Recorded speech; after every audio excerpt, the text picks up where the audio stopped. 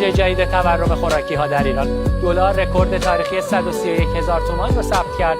قیمت سکه طلا تا 144 میلیون تومان افزایش یافت. خدا من تو چیزی خواستم. بابا از اول زندگیم فقط از این ماشینا دیدم. الان میخوام یه دونه سوار شم. میخوام یه دونه داشته باشم. گناهه؟ چیزی ازت کم میشه؟ میشنوی چی میگم؟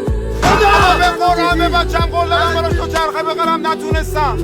چشمات بوقمو ندادن 2 ماه بیکار شدم. زنم ول کرده رفته. بابا به خدا دیگه نمیتونم. خدا پولو به کیا میدی؟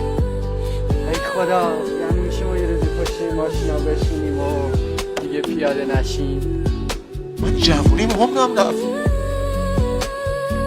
من دیگه خودم هم نمیشناسم. الان از چیزی ساختی راضی؟ تو کی هستی که تشخیص بدی چه چیزی واسه من